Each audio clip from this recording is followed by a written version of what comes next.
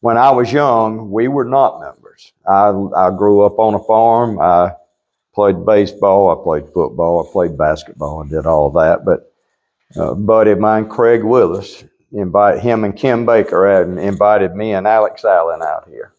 And we came out, and I won't tell you the whole story, but I'll just tell you, we had a good time, and it kind of planted a seed for me. It really did.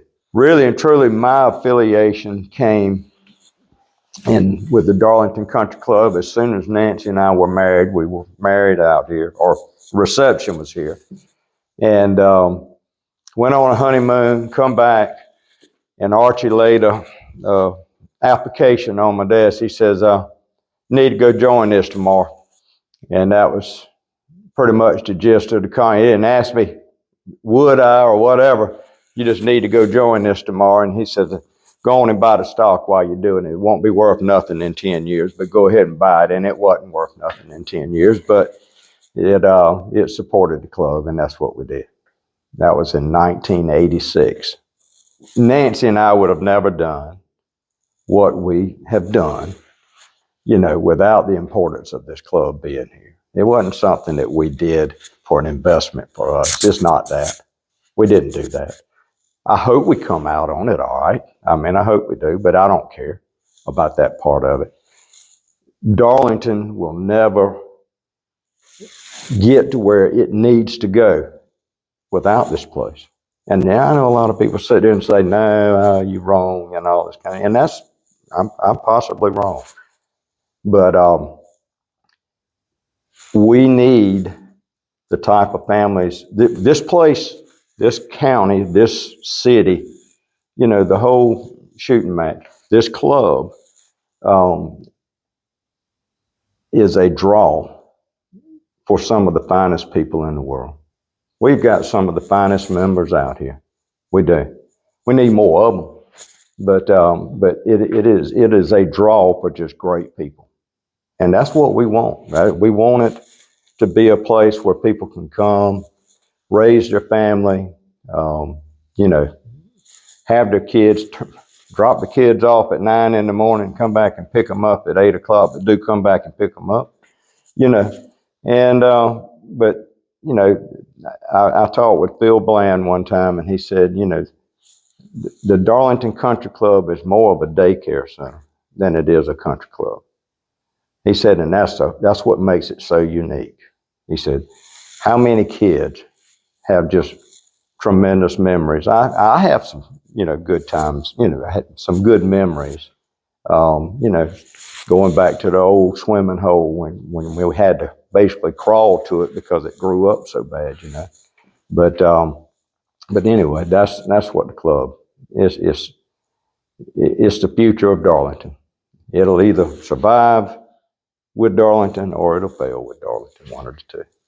When all this was stirring, we were trying to find a buyer for it, trying to find somebody to come in for it, with it, something to give the shareholders something, for their investment. I mean, we all had a pretty significant, well, not anything major significant, but significant in this club, and I'm sure everybody wanted a return on their investment.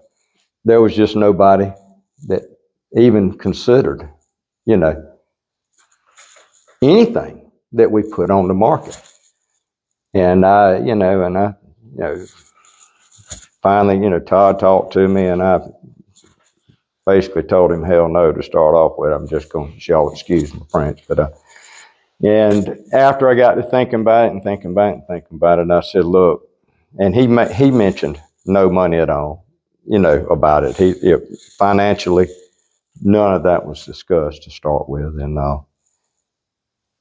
finally we were just sitting there one night, and I of course, I'm saying it came to a head. I actually had sat at my desk at the office probably for pretty much a couple of days, kind of drawing out what I felt like needed to happen, how much it would take, and all this. So we came back, and I talked with Nancy, and I said, hey, this is what we can offer, which was no return on the shareholder money, but it was not, and nobody was going to have to pull anything out of their pocket either. So in one sense, that was some help because everybody or I say everybody, a lot of folks didn't have the stomach to put more money into this place because it was just, it was losing money. But anyway, we made a proposal and they accepted it.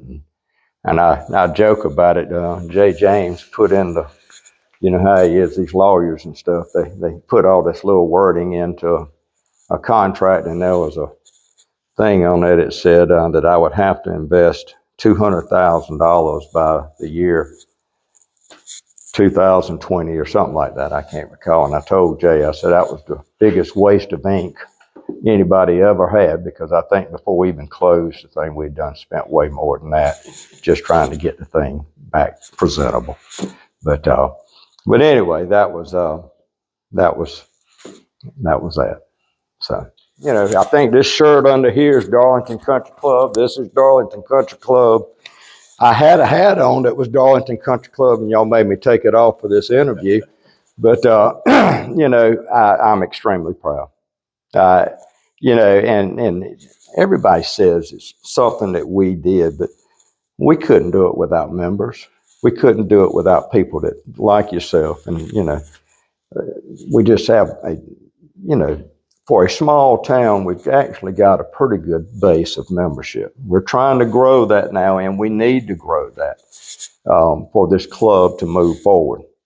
I think this town can thrive tremendously. I've always said that. And if this town thrives tremendously, this club will benefit from it. I have visions of grandeur. I honestly, for this area, gosh knows, you got Highway 401 running through, Highway 52 running through, I-95, I-20. You got major arteries coming through here, and there's no reason in the world Darlington can't flourish. And with that, this club will flourish. Maybe one day they'll have a statue of me and you out here on the thing that we did what we could to keep this thing going, and now look at us now. So I actually started playing golf probably when I joined here. I actually played a little bit in college, not for college obviously, but with some buddies of mine. And I remember I bought my first set of golf clubs from Phil Bland, and they were some Ping I2s. I paid $40 a piece for them and said, I'll never spend that again, that kind of money on a set of golf clubs. And I was right.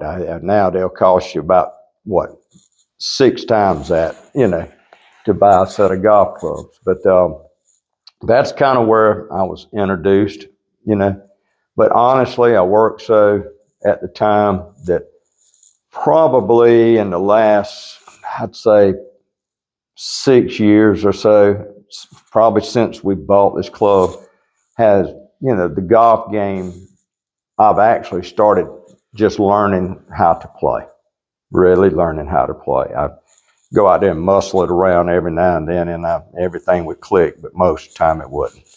And, just learning the discipline of golf. And Jim has taught me a lot of that. Scott, before him, and we've had quite a few instructors out here that's had different little aspects, but they all have been, and that's how I kind of know that they know what they're talking about. They all have the basics, and all that's the same. All the little other stuff that goes with it, I guess it's a style of somebody playing, but the golf part of it, the course itself. It was a no-brainer to start with. The whole damn gun place was a mess. We just didn't have any money. Wasn't nobody's fault. It's just the circumstances that we had. And one of the first things I did was Drew Clark from Florence Country Club come over, and we rode around and looked at the place, and He said, Tim, he said, when's the last time it's been treated for nematodes? I said, Drew, I don't even know what a nematode is. I said, so, I don't know that I could tell you anything there.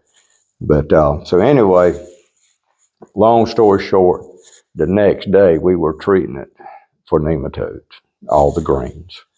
And that was the first revival of this place, because the greens started coming back. And anyway, and then of course, getting David involved, hiring David Strickland, he and Holly have been a blessing to us and their family. David, came out, he said, greens, tee boxes, fairways.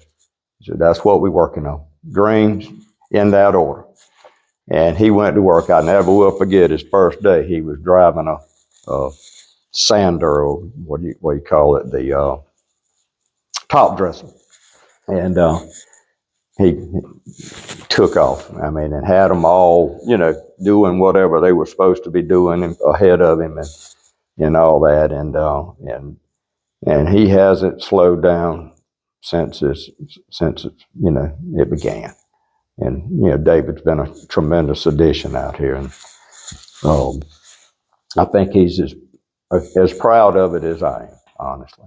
So when we took over, all the drainage was stopped up. I mean, it was just old, and so that was one of the first things that we did. We actually, while we were waiting on the irrigation system, we started putting drainage in, and I don't know if y'all remember or not, but 13 here was basically converted to a par 3 for a while because it was just so wet.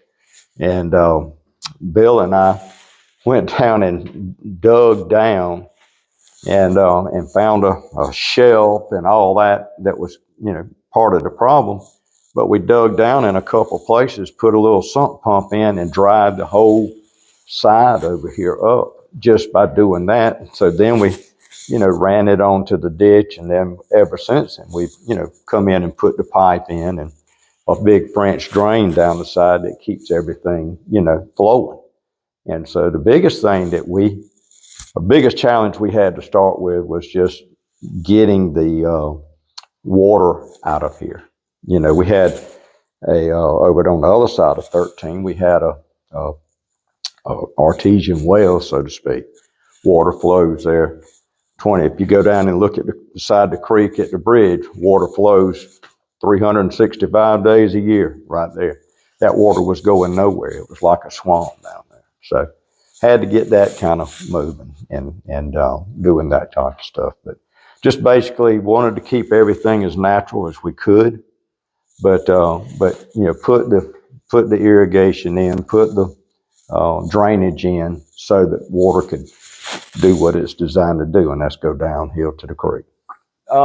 Richard Mandel, along with several architects, had stopped by, and but Richard kind of seemed to be more of my guy. I mean, his vision was honestly just to capture the beauty that we have around here, and kind of expand on it. We just took a leap of faith and said, "Hey, let's do it." So we did that, and then of course 15, 16, 17, the redos there. We redid number 2. We're currently redoing number 1. Pretty much everything on the front had been tweaked, and then some major stuff back here on the back. It's coming together. We just want to see the membership grow. We want to see the locals support it. We want to see, I call them the legend members, people that were here, moved away. A lot of them have come back and played and really enjoyed it. We Kerry's got a membership for them as well. And we would love to see our membership get to 500 people, 500 families. If we could ever get it to that, we would have a flourishing club. We would. And that's what we would love to see. That's our goal.